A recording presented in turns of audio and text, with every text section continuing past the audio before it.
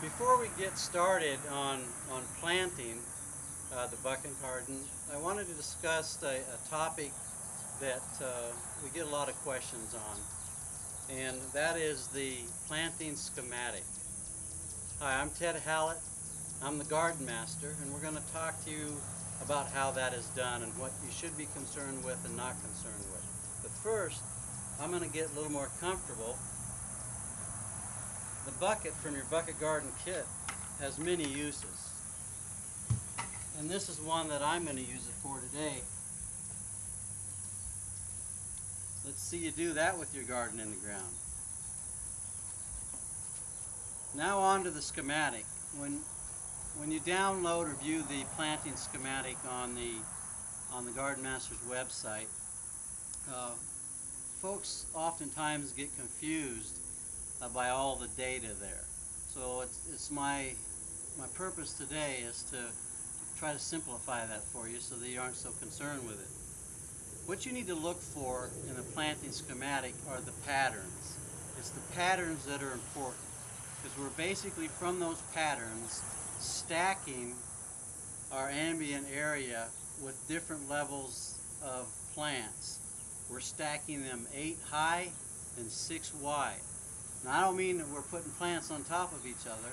I mean that in the schematic that we plant them in the bag, and the bag in the rows determines where they are in that canopy stack. And to help you better understand that, you could look at a rainforest, look at any forest or national forest, or any forest that hasn't been damaged that's in your area or close.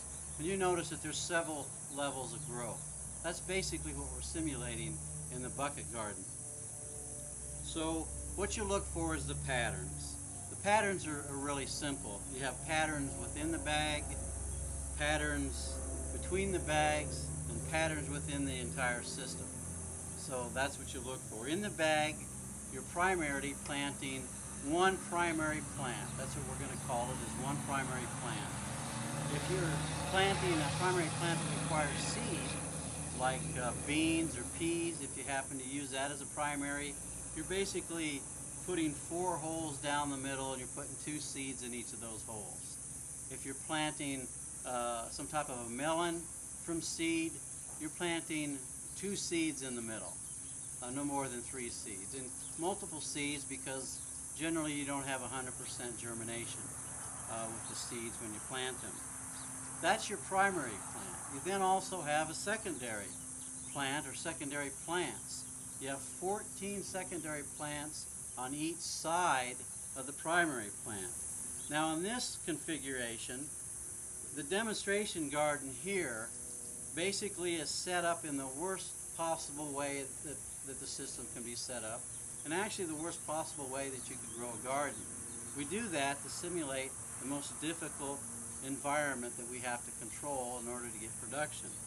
So our orientation of the garden itself is east to west. Ideally, we want north to south, so we have fairly equal sun penetration, not only throughout the year but throughout the day.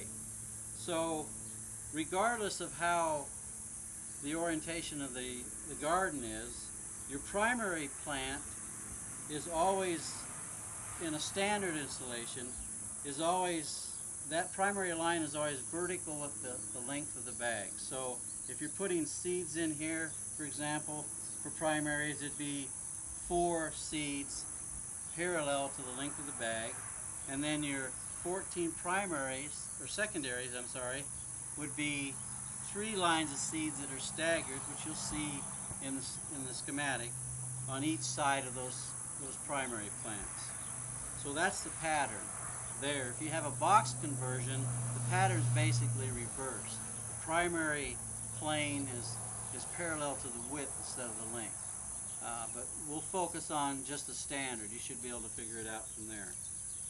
And then the length of the growing season, the time of the typical growing season is what determines primary and secondary. Primary plants are generally all of what you would normally call your spring, summer, early fall type of plants. The secondary plants are generally what you would call your fall, winter, and spring plants. So primaries would be melons, cucumbers, tomatoes, peppers. In the winter, cauliflower, broccoli, those type of plants. Your secondary plants, which we grow year-round in this system, would be like a lot of your root crops, your radishes, your beets, your turnips, your carrots, and then also your leaf crops like your different lettuces, a gourmet lettuce. You can also grow head lettuce, but not the best use of your space. So that is the schematic, and that is the pattern of the bag. Now, the pattern in the system as the bags relate to each other is quite simple. Most everybody's played checkers. So imagine that this is a checkerboard and that you've got red, black, red, black, red, black, red, black. Normally that's what's on the checkerboards. That's how you're going to plant your bag. So whatever, for example, you have in this bag, you're going to duplicate in the bag diagonally to it, and then back diagonally, back diagonally. Just like you would be jumping and taking someone's checkers on a checkerboard. Now, that doesn't mean that what you plant in this bag is what you have to plant in every one of those bags in that schematic. But what that does mean is that that's what you would plant in a like scenario. So you might have tomatoes, and then if you're going to little lower production, but if you put peppers and peppers, try to keep them apart, separate ends of the garden. But that basically gives you an idea. If you're planting winter crops, you might put cauliflower, broccoli, cauliflower, broccoli. So what we're doing is we're using a checkerboard on the surface of the soil as the bags, but we're using a puzzle in the ambient area above the bag. So we're maximizing the production of the space above the bags, and then based on the root system, that's what determines what the companions are. Also, we're maximizing the space in the soil, the growing medium. So we have solid roots, solid production. So hopefully that simplifies that a little bit, that you want to really look for patterns. Don't be so concerned with, do I need to plant exactly what the schematic says in that exact spot? That's not the case. Just look for the patterns in the schematic and understand the relationship between the primary and the secondary plants, and you'll be fine. Just plant it, and then you'll understand as it grows, and you'll learn in the process, and you'll be fine. It'll produce bountifully for you. But sandy loam, perfect growing medium, nothing better. That's what the bucket garden's all about. And until next time, when we see you in the planting video, where we'll show you how that's actually done physically, happy gardening.